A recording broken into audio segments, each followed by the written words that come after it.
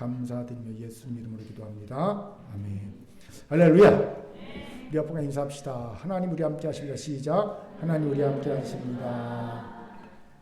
웃으며 눈을 맞추며 인사합시다. 당신의 얼굴을 보니 하나님의 얼굴을 보는 것 같습니다. 시작.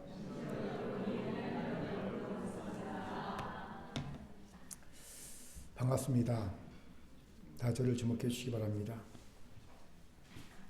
우리 잘생긴 친구들도 저를 보시고요.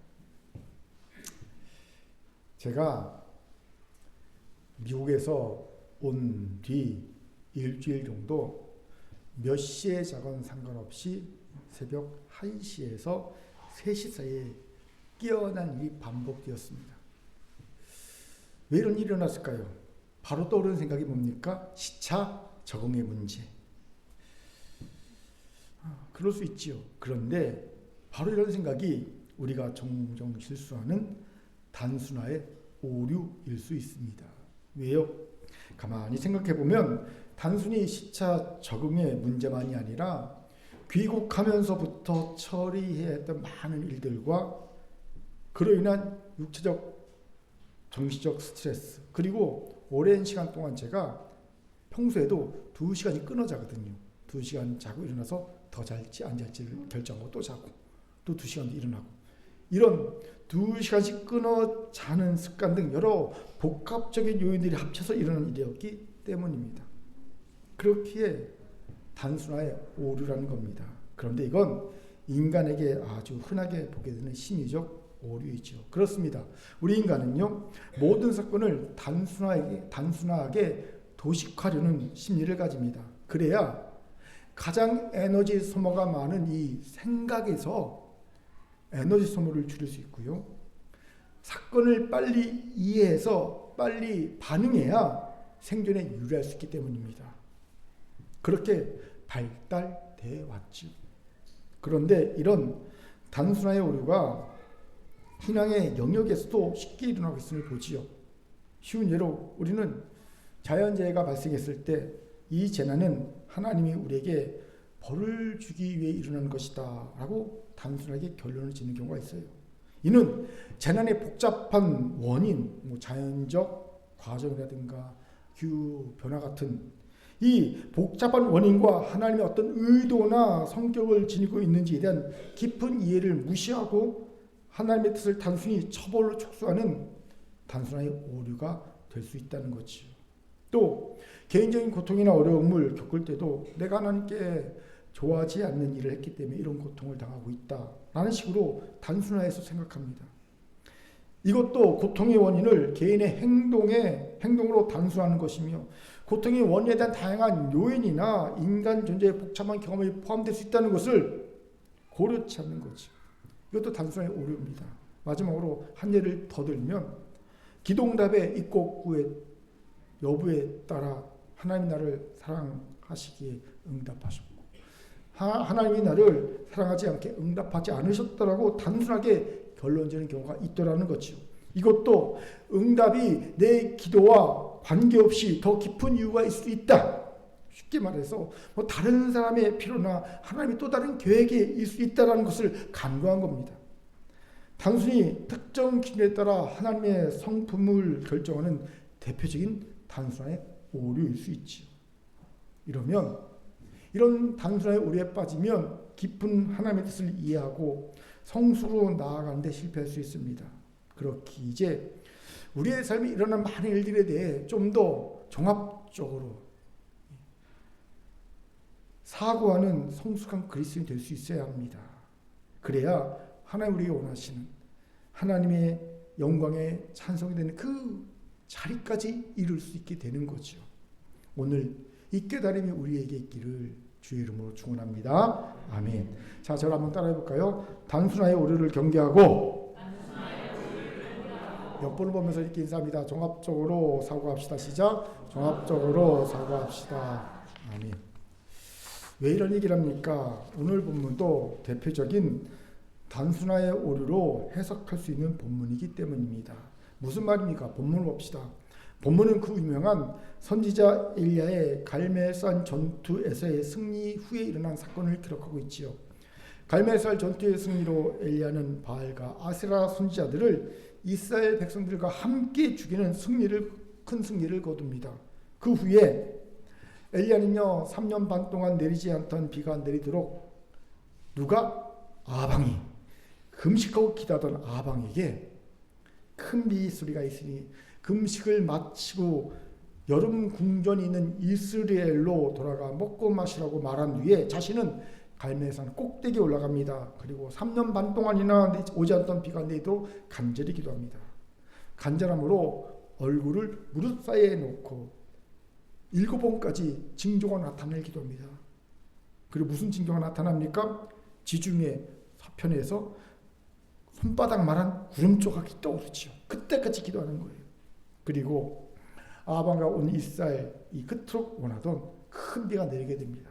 우리 같이 45절 같이 읽겠습니다. 45절 같이 읽죠. 시작. 조금 후에 구름과 바람이 일어나서 하늘이 깜깜해지며 큰 비가 내리는지라 아합이 마차를 타고 이스라엘로 가니. 아멘.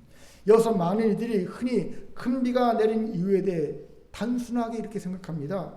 이스라엘이 회개했기, 하나님이 분노를 푸시고 징계를 철회하신 것이고 이것을 안 엘리야가 하나님께 간절히 기도하여 큰 비를 내리게 한 것이라고 단순하여 해석합니다. 여러분도 지금까지 이렇게 해석하고 생각하고 있지 않았습니까? 사실 저도 얼마 전까지는 이렇게 단순하게 생각하고 넘어갔어요. 그런데 진짜 그렇습니까? 정말 하나님이 큰 비를 내신 것이 이스라엘이 회개했기 때문에 이스라엘에 대한 분노를 푸시고 징계를 철회하셨다는 의미입니까? 그렇지 않을 수 있다는 겁니다. 좀 더 깊게 생각해 볼까요? 이스라엘이 하나님의 분노를 푸시고 징계를 철회하실 만큼 진짜로 회개했을까요? 아닙니다. 그들이 비록 갈멜산에서 엘리야와 함께 바알과 아세라 선지자를 죽이는 모습을 보여줬다 해도 그건 단지 목숨을 건 생사를 건 시합에서 진 자들에 대한 심판 이상도 이하도 아니었다는 겁니다. 목숨을 걸고 시합했잖아요. 바알과 아세라 선지자들과 선지자 엘리야와 하늘에서 불을 내리게 하는 자가 참신이고 그렇지 못한 자는 죽는 거잖아요. 왜 이런 얘기를 합니까? 그들은 이 뒤에 여전히 아무것도 행하지 않았기 때문입니다. 그들이 진짜로 회개했다면 꼬리만 처단하고 마는 것이 아니라 머리와 몸통인 아합 왕과 이세벨 왕비도 같이 처단하려 해야 했다는 겁니다. 그런데 이스라엘 백성들은 바알과 아세라 선지자를 세워온 이스라엘을 우상으로 덮어버린 우상숭배의 몸통인 아합 왕과 이세벨 왕비는 아무런 조치도 취하지 않고 있습니다. 심판은 꿈도 못 꾸고 그냥 가만히 있었습니다. 사실 이 부분에서는 선지자 엘리야도 할 말이 없죠. 그도 아방을 처단할 생각조차 못하고 있음을 보기 때문이죠. 오히려 그는 비가 온 후에 아방에게 마차를 타고 이스라엘 여름 궁전으로 가서 쉬십시오 말한 뒤에 자기는 어떻게 합니까? 성경에 축지법이 나와요. 마차보다 빨리 달려가서 마차 앞에서 아방의 마차를 호위하며 이스라엘 궁전까지 갑니다. 마치 대통령이 의전 차량이 쫙 나갈 때 그 앞에 경찰차들이 호위하며 나가듯이 엘리야가 아방을 호위하면서 그렇게 앞서 나갑니다. 마차보다 빨리 뛰면서. 그런데 상황은 변하는커녕 도리어 선지자 엘리야가 아무것도 변하지 않고 자기를 죽인다고 호언장담하는 이세벨 왕비를 보고 낙담하여 광야로 도망쳐 죽기를 권고하는 황당한 상황이 벌어집니다. 변할 줄 알았더니 변한 게 없어요. 오히려 이세벨 왕비는 이를 부득 깔면서 내가 반드시 엘리야를 죽이겠다. 눈에 띄기만 해봐라. 그런 얘기를 합니다. 백성들은 가만히 있습니다. 그러니까 낙담하여 광야로 도망쳐서 하나님께 차라리 죽여주십시오. 족합니다라고 말하는 황당한 사건이 벌어지죠. 즉 이스라엘 백성들이 바알과 아세라 선지자들을 죽인 일은 그냥 그날의 이벤트뿐이었다는 거죠. 그 이벤트의 의미는 생명을 건 시합에서 진제된 대가를 받아낸 것뿐이었다는 겁니다. 다른 말로 우리가 생각하는 하나님께 회개하는 결단의 행동이 아니었다는 거지요. 그렇게 이스라엘 백성들이 회개해서 하나님이 3년 반 동안 내리지 않던 비를, 그것도 큰 비를 주셨다 생각하는 것은 맞지 않다는 거예요. 이러니 단순하여 오류라는 겁니다. 비가 내렸으니, 가뭄이 멈추고 비가 내렸으니 하나님이 분노를 푸시고 징계를 처리하신 거네? 이런 단순한 오류라는 겁니다. 그렇습니다. 하나님이 3년 반 동안이나 내리지 않던 비를, 그것도 큰 비를 내신 것은요, 좀 더 복잡한 의미가 있습니다. 그리고 그 의미가 우리에게 주는 귀한 통찰과 은혜가 있어요. 그 의미를 같이 알아봅시다. 먼저 큰 비가 내린 것에는, 큰 비가 내린 것에서 찾을 수 있는 의미로는 하나님은 부족한 자신의 종의 한계 안에 스스로를 제한시키시며 역사하신다는 겁니다. 이게 무슨 말입니까? 같이 41절 같이 읽겠습니다. 같이 읽죠. 시작. 엘리야가 아합에게 이르되 올라가서 먹고 마시소서, 큰 비 소리가 있나이다. 아멘. 41절에서 큰 비 소리가 있나이다 라고 말하고 있는 엘리야의 말에 주목해 봅시다. 이 말이 엘리야가 비를 내려 주시겠다고 하는 하나님의 음성을 듣고 한 말일까요? 아니면 그렇게 될 것이라는 엘리야의 내면의 확신과 믿음에 의한 말일까요? 들어서 한 말일까요? 아니면 내가 믿는 하나님은 분명 비를 내려주실 거야 라는 내면의 확신, 신뢰 때문에 한 말일까요? 뭐겠습니까? 많은 학자들은 엘리야가 하나님의 음성을 듣고 한 말이라고 해석합니다. 하지만 메가더 수석이라고 있어요. 메가더 수석은 메가더 목사는요, 엘리야의 고백은 하나님의 약속에 대한 확신의 표현이라고 주장합니다. 즉 그가 알고 믿고 있는 하나님이라면 이쯤에서 반드시 비를 주실 것이라는 믿음의 확신의 표현이라는 겁니다. 저는 이 둘 중에 메가더 목사의 해석에 더 많은 공감을 표합니다. 왜입니까? 하나님이 엘리야가 머리를 무릎 사이에 놓고 간절히 7번이나 기도한 후에나 구름 조각을 보여주기 때문이죠. 여러분 한번 머리를 무릎 사이에 넣어보려고 해보십시오. 되는 분이 있을까요? 거의 없을걸요? 이거는 요가 고수나 돼야 겨우 가능한 일입니다. 그런데 이게 가능할 때가 있어요. 언제인 줄 아세요? 간절히 그냥 배가 쥐어짜듯이 아프시 기도하게 되면요, 자연스럽게 머리가 무릎 사이에 갑니다. 제가 딱 한 번 경험해봤어요. 너무 간절해지니까 막 애가 닳죠. 너무 간절히 기도하다 보니까 창자가 뒤틀려요. 아파서. 창자가 뒤틀리니까 나도 모르니까 하면서 고개가 이렇게 무릎 사이에 들어가더라고요. 지금 무슨 말이냐면요, 엘리야가 되게 간절히 기도했다는 겁니다. 그런데 이상하지 않습니까? 하나님이 그 종을 약 올리는 분도 아니고 하나님이 직접 내가 비를 내려줄게라고 음성으로 들려주셨다면 굳이 이렇게 힘들게까지 엘리야가 기도하게끔 하실 이유가 있습니까? 하나님이 내가 비를 내려줄게라고 말씀하셨다면 기도하지 않아도 비를 내려주셔야지요. 기도를 하는데 그것도 7번에 기도하는데 머리가 무릎 사이에 들어갈 만큼 간절히 기도하는데 7번이나 기도할 때까지 겨우 구름쪽 하나 보여주십니까? 약 올리신 것도 아니고.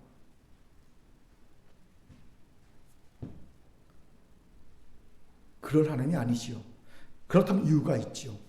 엘리야가 자신의 간절한 소망과 하나님께 대한 믿음을 담아 이런 말을 했다고 봐야 맞다는 겁니다.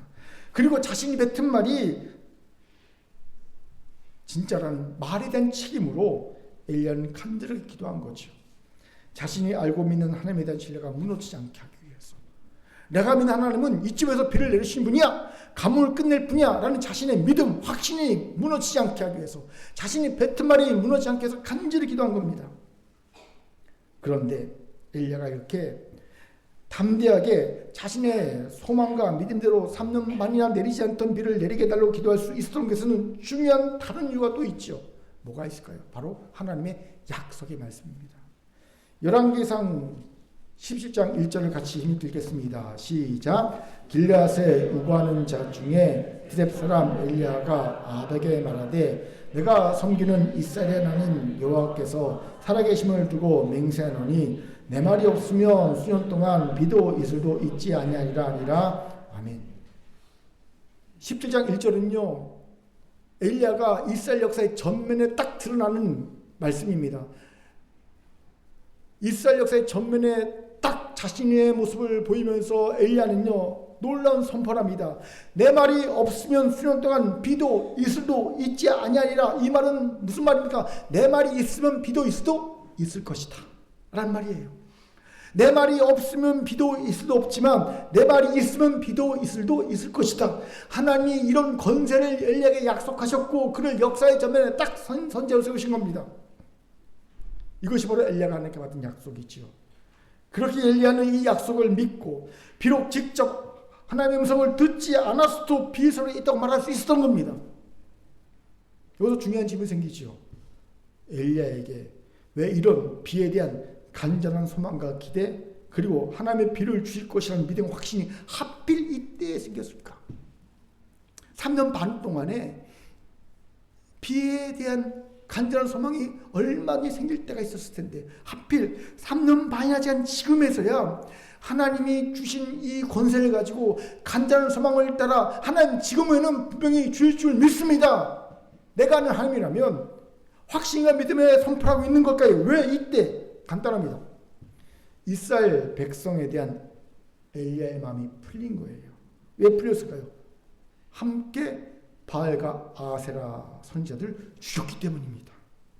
즉 엘리야는 이스라엘 백성들이 회개하고 하나님께 돌아온 것이라고 믿었다는 겁니다. 같이 선지자들 죽였으니까 믿었다는 겁니다. 그렇게 엘리야는 이스라엘 백성들에 대해 맺혀있던 마음이 풀립니다. 그리고 하나님께 비를 달라고 간절하게 기도할 수 있었던 겁니다. 그런데 우리가 이미 살핀 대로 이스라엘 백성이 진짜 회개했습니까? 아니지요. 그것을 깨닫자 내가 착각했구나. 이스라엘 백성은 회개하지 않았구나. 깨닫게 되자 엘리야는요 갑자기 번아웃 증상이 일어나죠. 광야로 도망가 하나님 차라리 죽여달라고 기도합니다. 사역자들이 그런 경우가 있거든요. 야, 이 성도 참 많이 변화됐어. 너무 기쁜데 변화됐으라고 생각하고 기뻐하고 있는데 바로 그 다음날 말로 엉뚱하게 행동할 때 하나도 안 변한 모습을 딱 그 말 강제로 보여줄 때 갑자기 야, 내가 뭔 사역을 한 거지. 난 사역하면 안 되겠다. 사역을 딱 내려놓고 그냥 광야로 도망가고 싶은 마음이 딱 들어요. 번아웃이 일어납니다. 그때 사역자들도. 엘리야가 딱 그런 거예요. 지금 무슨 말하고 있는지 아십니까?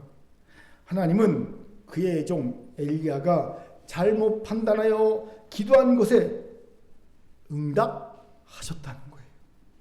그래서 큰 비를 내리고 계시다는 겁니다. 잘못 판단하여 하나님께 기도한 그것에 응답하지 않는 게 아니라 응답하여 큰 비를 내리고 계시다는 겁니다. 왜요? 이 왜가 굉장히 중요합니다. 하나님도 엘리야처럼 이스라엘 백성들에게 속았기 때문입니까? 그럴 리가 없죠. 그럼 왜이겠습니까?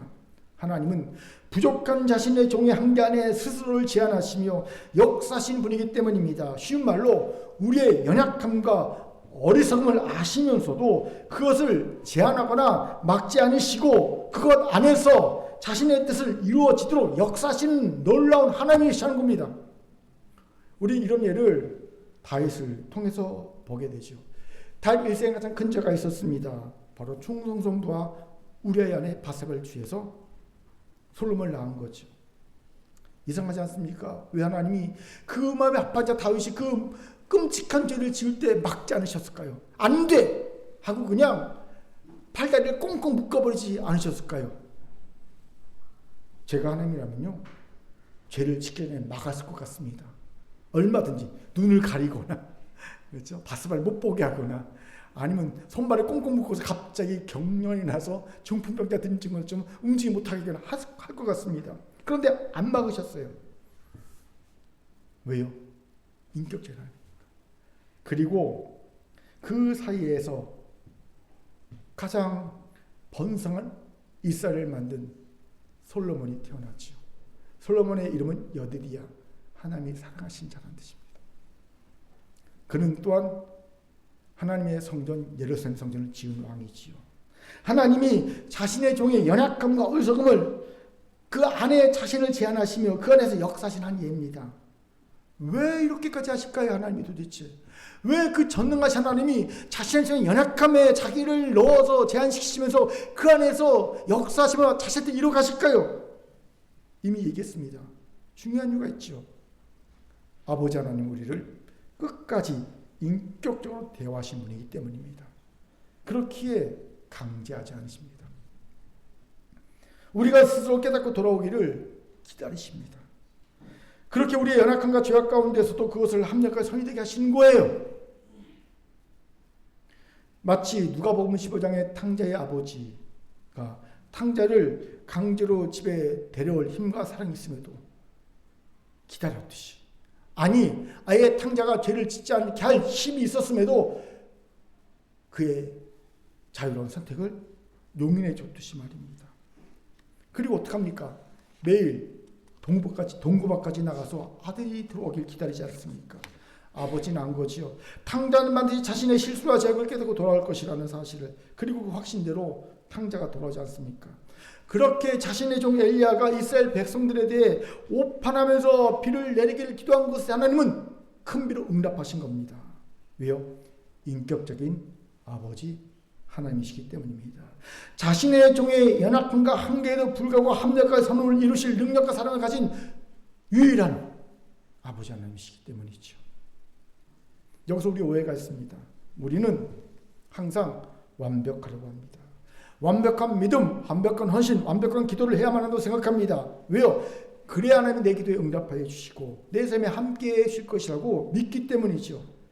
그런데 우리 현실은요, 죄송하지만 단 한 번도 완벽할 수가 없다는 겁니다. 여러분, 한 번이라도 태어나서 지금까지 완벽해 본 적이 있습니까? 없을 겁니다. 그런 분이 있다면 상담이 필요합니다. 그렇기에 우리는 스스로 기도의 응답도 하나님이 함께 해주심에 대한 기도도 잘 못합니다. 나는 완벽하지 않기 때문에 하나님이 내 기도에 응답하실 거라는 생각을 못해요. 나와 함께 하실 거라는 생각을 잘 못합니다. 기대를 못합니다. 그 결과 자꾸 소위 영적인 권위가 있는 자들에게 기도를 부탁하는 거예요. 나는 내 기도로는 응답을 못 받으니까, 나는 하나님과 함께할 자신이 없으니까 영적 권위에 기대는 겁니다. 늘만 가는 겁니다. 하나님이 우리를 얼마나 인격적으로 대우하신지를 모르는 이들입니다. 그렇기에 부족해도 괜찮습니다. 연약해도 괜찮습니다. 심지어 죄악 가운데 있어도 괜찮습니다. 그럼에도 불구하고 하나님께 대한 기대와 소망을 잃지 않고 가지십시오. 하나님께 그런 불구하고 큰 비은을 구할 수 있어야 합니다. 저는 지금도 기억하는 것이 있어요. 저는 누구처럼 열심히 40일 금식하고 열심히 기도하지 않고 준비를 어떻게 철저하게 하는 교회를 개척한 것이 아닙니다. 제가 한 건 그저 열흘 금식한 후에 교회를 개척한 것이 답니다. 준비는 딱 열흘 금식한 것밖에 없어요. 그러면 하나님은요, 제가 연약하면 연약한 대로, 어리석으면 어리석은 대로, 죄악 가운데 있으면 죄악 가운데 있는 대로 그 안에서 역사해 주셨어요. 그리고 저를 조금씩 변화시키시고 모든 걸 통해 합력과 선을 이루어 가셨습니다. 지금도 여전히 진행 중인 하나님의 역사입니다. 그렇기에 하나님이 저를 끝까지 인격적으로 대우하시면서 제가 스스로 깨닫고 돌아올 때까지 기다리시며 모든 것을 합력과 마침내 선을 이루실 것을 저는 믿습니다. 그리고 여러분도 이런 하나님을 믿기를 간절히 바랍니다. 그렇다면 이제 우리가 할 일은 간단해요. 있는 모습 그대로 하나님께 나아가는 겁니다. 그리고 부족하고 연약하고 어리석어도 하나님께 대한 기대와 소망을, 신뢰를 가지고 우리의 삶에 있는 큰 가뭄을 극복할 큰 비를 구하는 겁니다. 완벽해서 구하는 것이 아니라, 잘나서 구하는 것이 아니라, 뭔가 제대로 해서 구하는 것이 아니라, 연약하고 어리석고 부족하고 심지어 죄악 가운데 있어도 하나님께 구할 수 있어야 합니다. 하나님, 큰 비를 도와여 주옵소서. 오늘 이 깨달음과 믿음이 우리 가운데 있기를 주의 이름으로 축원합니다. 아멘. 자, 저 길지만 저를 따라합시다. 하나님은 우리를 강제하지 않으시고 인격적으로 대하십니다. 있는 모습 그대로 나아가 하나님께 대한 기대와 소망과 신뢰를 가지고 옆분을 보면서 이렇게 인사합니다. 큰 비를 구합시다. 시작. 큰 비를 구합시다. 아멘.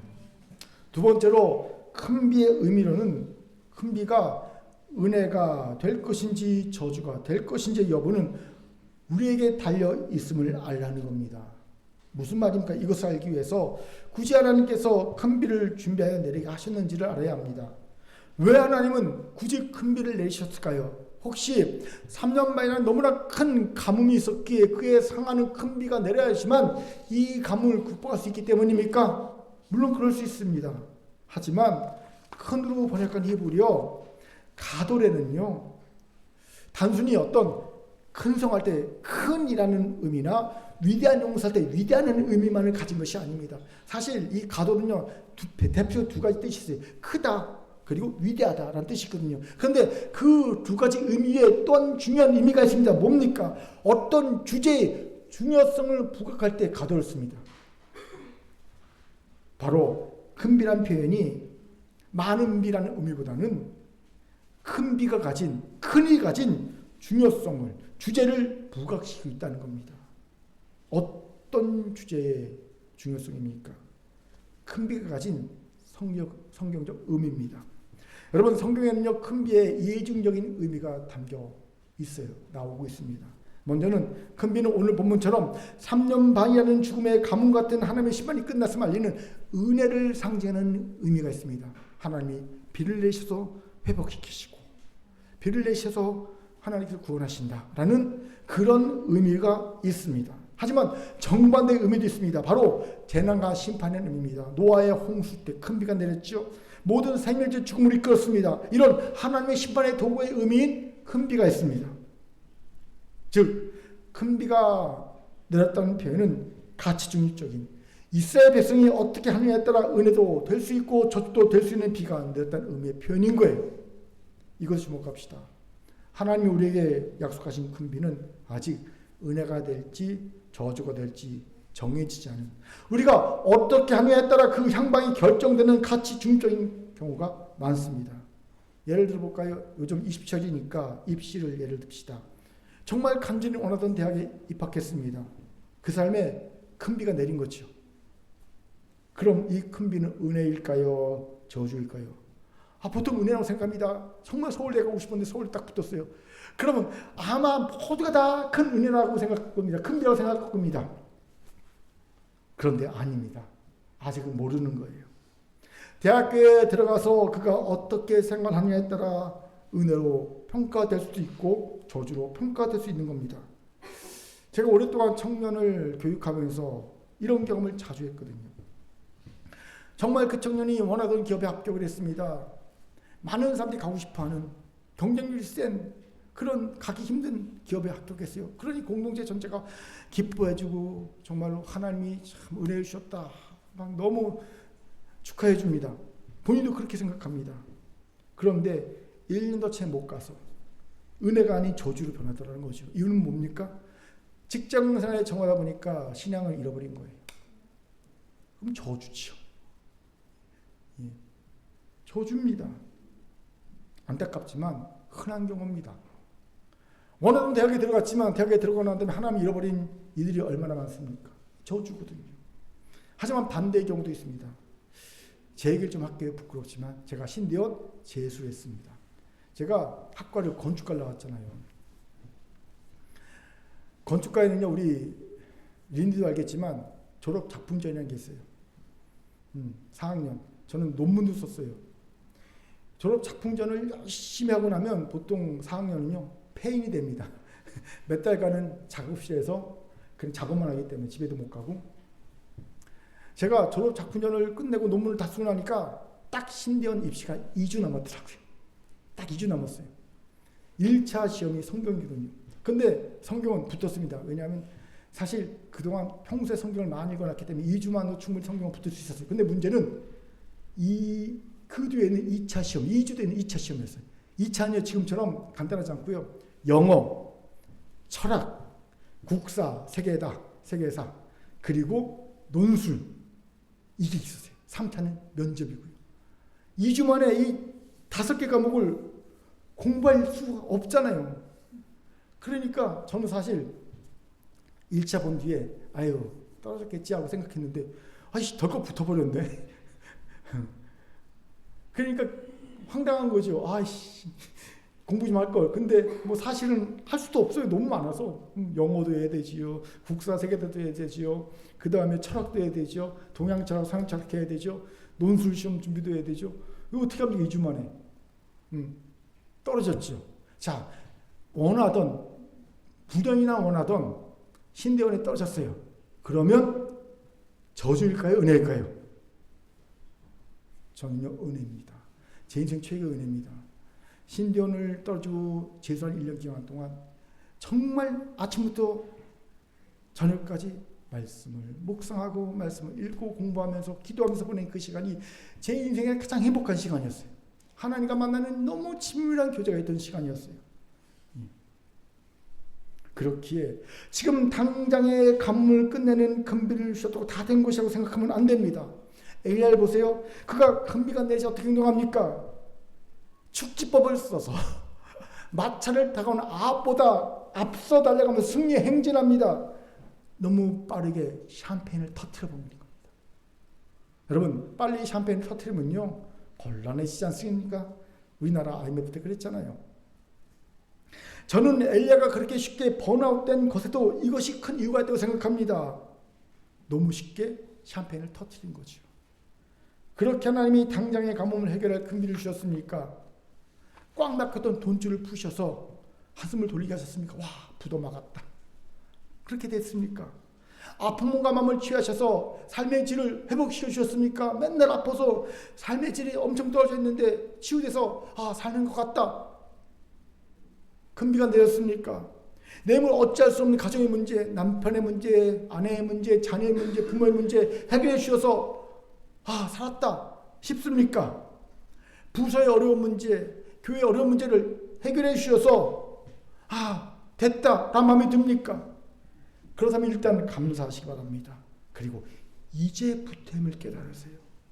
이제부터 하나님이 내려주신 큰 비가 은혜가 될지 저주가 될지는 내가 어떻게 하냐에 따라 여부에 달려있음을 기억하시기 바랍니다. 그럼 어떻게 해야 합니까? 간단합니다. 아버지 하나님께 돌아가는 겁니다. 당자처럼 다시 아버지 하나님의 자녀로 돌아가는 겁니다. 아버지 하나님과 함께 살아가는 겁니다. 그러면 됩니다. 그러면 당장 가뭄을 끝내준 큰 비가 내 삶의 저주가 아닌 내 삶의 은혜로 나타날 겁니다. 오늘 이 지혜가 우리 모두에게 있기를 주님을 축원합니다. 아멘. 자, 저를 따라합시다. 큰 비를 저주가 아닌 은혜로 만듭시다. 이를 위해 아버지 하나님께 돌아가 자녀로 합시다. 시작. 아버지 하나님께 돌아가 자녀로서 삽시다. 아멘. 옆을 보면서 자녀로서 삽시다. 시작. 자녀로서 삽시다. 원수가 아니니까 서로 얼굴 보면서 웃으면서. 마지막으로 큰 비를 내리심이 가지는 의미로는 하나님은 모든 피조물을 돌보시는 창조주 하나님이라는 거예요. 우리 같이 시편 147편 8절 9절을 힘있게 읽겠습니다. 시작. 그가 구름으로 하늘을 덮으시며 땅을 위하여 비를 준비하시며 산에 풀이 자라게 하시며 들짐승과 우는 까마귀 새끼에게 먹을 것을 주신도다. 아멘. 시편 147편에서 시인은 비를 준비하여 모든 피조물들을 돌보신 하나님을 찬양합니다. 그렇습니다. 하나님은 비를 준비하사 모든 피조물을 돌보시는 분입니다. 인간만 돌보시는 분이 아닙니다. 바로 이런 하나님이시기에 큰 비를 내리신 겁니다. 왜요? 3년 반이라는 이슬도 안 내린 지독한 가뭄 속에 죽음의 대가를 치룬 것은 인간만이 아니었거든요. 모든 동식물들이 인간 탓에 끔찍한 죽음의 대가를 같이 치루었거든요. 그렇게 하나님은 더 이상 피조세계가 죽음의 대가를 지불하는 것을 원치 않으셨습니다. 이것이 큰 비를 내려주신 또 하나의 이유였음을 보게 되죠. 저는 이 창조주 하나님 모든 피조세계를 비를 준비하사 돌보시는 창조주 하나님을 묵상하면서 큰 은혜를 받았습니다. 왜요? 하물며 우리일까 보냐는 예수님의 말씀과 함께 찬양이 생각났기 때문입니다. 제가 초신년 때 불렀던 찬양이 있어요. 제목은 오늘 피었다 지는입니다. 혹시 반주가 가능할까요? 제가 아까 경찬이한테 부탁했는데 여기 있다. 나왔다. 경찬아.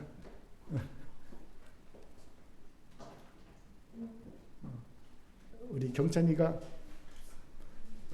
가져갔어. 저기. 경찬이가 갖고 갔어. 우리 이 찬양 한번 해봅시다. 1부 때는요 목이 안 좋아서 찬양을 못했습니다.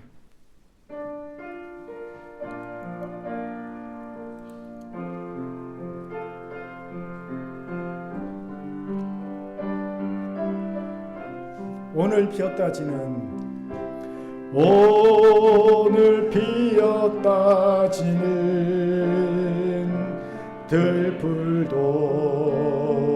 입히는 하나님 진흙 같은 이 몸을 정금같이 하시네. 푸른 하늘을 나는 푸른 하늘을 나는 새들도 먹이는 하나님 하물며 우리랴 염려 필요 없네. 우리 마음속 깊은 그곳에 영혼을 내리신 주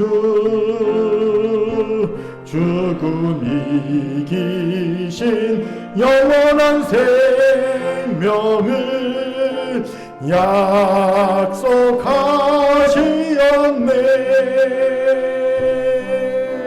오늘 피었다 지는 들풀도 입히는 하나님 진흙 같은 이 몸을 정금같이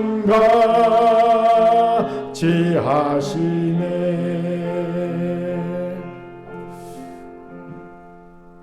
제가 기타를 배우고 처음으로 도전했던 F코드 찬양입니다. 예. 처음으로 도전했던 F코드 찬양이 너무 많은 은혜를 받은 찬양입니다. 그렇습니다. 비를 준비하사 피조물들을 돌보시는 창조주 하나님이 하물며 자신의 형상으로 지음받은 그 아들 독생자를 십자가에 희생시켜 구원한 우리를 돌보시 않을 이유가 없다는 겁니다. 아멘. 자, 우리 교만하게 아멘. 그렇게 은혜가 되더라는 거죠. 사랑하는 성도 여러분, 무엇을 먹을까, 무엇을 마실까, 무엇을 입을까 염려되고 걱정이 되십니까? 이해합니다. 저도 그러니까요. 하지만 저는요 곧 마음을 다잡습니다. 왜요? 우리 하나님은 피조 세계를 돌보시기 위해 비를 준비하시는 창조주 하나님이기 때문입니다. 그러니 하물며 자녀인 내가, 형상대로 지음받은 내가, 독생 예수의 보혈의 피로 구원받은 내가, 하물며 내가 염려할 게 뭐가 있겠습니까? 나를 돌보셔야 할 이유가 없다는 겁니다. 오늘 이 믿음을 여러분들 가지길 바랍니다. 아멘. 아멘. 그런데 여기에 하나님의 돌보심을 누구보다도 빨리 그리고 큰 비로 받는 비결이 있어요. 그걸 알려드리겠습니다. 같이 시편 147편 10절 11절 읽겠습니다. 같이 읽죠. 시작. 여호와는 마리엠이 세다 하여 기뻐하지 아니하시며 사람의 다리가 억세다 하여 기뻐하지 아니하시고 여호와는 자기를 경외하는 자들과 그의 인자하심을 바라는 자들을 기뻐하시는도다. 아멘. 보세요. 비를 준비하사 피조 세계를 돌보신 하나님을 찬양한 시인은요, 이어서 하나님은 마리엠이 세다고 사람의 다리가 억세도 기뻐하지 아니한다고 말합니다. 쉽게 말해 잘난 삶이라고 기뻐하지 않으신다는 거예요. 잘난 삶이라고 특별히 큰 비를 내려주시지 않는다는 겁니다. 대신 하나님은 누구에게 큰 비를 빨리 내려주시냐? 하나님을 경외하는 자, 하나님 인자하심을 바라는 자들에게 빠르게 큰 비를 내려주신다는 겁니다. 바로 이겁니다. 하나님을 경외하고 하나님의 인자하심을 바라는 자가 되는 것이 하나님의 돌보심을 누구보다도 빨리 그리고 큰 비를 받는 비결입니다. 그렇게 이제 하나님을 경외합시다. 경외란 다른 게 아니에요. 존경과 사랑입니다. 하나님을 존경하고 사랑합시다. 더하여 하나님의 인자를 바랍시다. 인자는 사랑입니다. 하나님이 나를 사랑하신다고. 내 있는 모습 그대로 나를 사랑하신다고. 내가 연약하고 내가 죄인이라도 나를 사랑하시다는 이 사랑을 믿는 겁니다. 그러면 하나님이 우리를 기뻐하시며 누구보다 빨리 그리고 큰 비를 돌보실 겁니다. 여기서 알아야 할 것이 있어요. 어떻게 돌보시나? 돌보시의 첫 징조가 뭘까? 첫 스텝이 뭘까? 여러분, 하나님을 돌보실 때 제일 먼저 하시는 게 뭔지 아십니까? 바로 약속의 말씀을 주시는 겁니다. 시편 147편 기자가 이것을 고백합니다. 18절 같이 읽겠습니다. 시작. 그의 말씀을 보내사 그것들을 녹이시고 바람을 불게 하신즉 물이 흐르는도다. 무슨 말씀입니까? 하나님은 먼저 말씀을 보내 눈으로 얼음으로 있어서 비나 물이 되어 흐르지 못하는 것들을 녹이시는 거예요. 흐르게 하시는 겁니다. 비가 되어 흐르게 하시는 겁니다. 하나님은 큰 비를 내리시기 위해 먼저 뭘 보내십니까? 말씀을 보내십니다. 말씀을 보내서 물이 흐르지 못하게, 비가 되지 못하게 하는 눈이나 얼음 삭혀 있는 것을요 녹이고 흐르게 하십니다. 그렇게 하나님의 돌보심을 기대하십니까? 그렇다면 먼저 말씀을 기대하세요. 하나님은 먼저 약속의 말씀을 주시고 그 말씀대로 큰 비가 내리게 하실 줄 믿습니다. 아멘. 저를 따라합시다. 하물며 우리일까 봅니까? 하나님을 경외하고 하나님의 사랑을 믿으며 옆분과 웃으며 인사합시다. 가장 먼저 말씀을 기대합시다. 시작. 가장 먼저 말씀을 기대합시다. 아멘. 이제 말씀을 마치죠. 오늘 말씀은 사실 미국에 있을 때 받았던 말씀입니다. 미국에 가서 할 일이 없더라고요. 그래서 제가 넷플릭스에 있는 영화를 아주 깨부셨죠. 그런데 참 신기하게 의식하지 않았는데 귀국하기 며칠 전부터 갑자기 아침에 제가 유튜브를 들고 찬양을 듣기 시작했습니다. 목사 모드로 귀환하기 시작한 거예요. 사모님이 한국 갈 날이 얼마 안 남았으니 목사 모드로 바뀌네 그러더라고요. 근데 제가 의도한 게 아니에요. 나도 모르게 그냥 자연스럽게 아침에 일어나서 영화 보던 내가 같이 아침에 일어나서 찬양을 듣기 시작한 거예요. 모르게, 나도 모르게. 그런데 그 찬양을 듣다가 시편 147편으로 만든 비준비한 찬양을 듣는데 그 가사가 마음에 확 와닿으면서 큰 은혜가 되더라는 거죠. 그리고 오늘 본문 열왕기상 18장 말씀을 받았습니다. 그때 오늘 본문이 하나님이 2026년도 큰교회와 성도들에게 주신 약속의 말씀이라는 걸 깨달았어요. 하나님이 우리의 삶에는 눈, 비를 녹이셔서 우리의 가뭄을 끝낸 큰 비를 내리게 하시기 위해 먼저 말씀을, 약속의 말씀을 주시기 위해 이 은혜를 깨닫겠다는 걸 깨달았습니다. 근데 잠시 말씀 묵상을 뒤로 미뤘죠. 왜냐하면 귀국 뒤에 워낙 일들이 많았으니까. 성탄절 행사가 참 많았잖아요. 그러니까 성탄절이 끝난 후에 비로소 본격적으로 오늘 본문을 묵상하면서 어떤 약속의 말씀인지를 발견하게 되었습니다. 그 약속이 바로 오늘 말씀입니다. 하나님은 2026년도에 우리의 오랜 가뭄을 끝내 큰 비를 준비하여 내려주실 것을 약속하셨습니다. 이 큰 비를 온전히 받아 우리의 삶의 가뭄을 끝내고 하나님이 원하시는 하나님의 영광의 찬송이 되는 그 자리까지 자라기 위해 이 큰 비의 약속의 진정한 의미를 깨달아야 합니다. 단사의 오류로 회개하니까 주실 거야. 이게 아니라 이 큰 비의 의미를 깨달아 우리 것 누려야 합니다. 무엇이었습니까? 그 의미가 첫째, 하나님은 우리를 강제하지 않으시고 인격도 대하시고 믿읍시다. 그 믿음으로 연약하고 부족하고 어리석고 죄악 가운데 있어도 포기하지 않고 완벽하게 신호하지 않고 있는 모습 그대로 하나님께 대한 기대와 소망과 신뢰를 가지고 큰 비를 구합시다. 모자라 보여도 구하세요. 내가 이렇게 구해도 돼? 그래도 구하시기 바랍니다. 이런 대로 구해도 돼? 아니요. 그래도 구해야 합니다. 두 번째, 큰 비를 은혜로 만드는가 저주로 만드는가 여부가 우리에게 달려있으면 합시다. 당연히 저주가 아닌 은혜로 만들기 위해 아버지 하나님께 돌아갑시다. 아버지 하나님의 자녀로 아버지 하나님께 함께 삽시다. 돌아가서 아버지와 삽시다. 세 번째, 우리 아버지 하나님은 비를 준비하사 피조 세계를 돌보시는 창조주 하나님을 믿읍시다. 이 믿음으로 하물며 나일까 보냐, 하물며 우리일까 보냐는 담대한 고백을 하며 하나님을 경외하고 하나님의 사랑을 믿고 가장 먼저 말씀을 바랍시다. 하나님 내게 말씀을 주옵소서. 그 말씀으로 내 삶의 눈비가 녹아 물이 되고 비가 되게 하여 주옵소서. 내 가뭄을 끝내. 바라기는 이 2025년도의 마지막 주일에 2026년도에 우리에게 약속하신 금비를 내신다는 약속을 다 여러분 자신 것을 받아 그 약속의 의미를 누리고 행복한 성도와 교회가 되기를 주의 이름으로 축원합니다. 아멘. 하나님의 주신 말씀이었습니다. 기도합니다. 사랑과 자비 하나님, 우리에게 금비를 내실 믿습니다. 금비가 내려줄 믿고 구하오니 우리의 금비를 도와여 주시옵소서. 오늘 말씀 의미처럼 금비를 내심의 의미가 우리에서 온전히 누려지게 하시고 우리가 성장하고 성숙하여서 하나님의 영광의 찬송이 되며 행복한 성도와 교회 되게 도와 주옵소서. 감사드리며 예수님 이름으로 기도합니다. 아멘.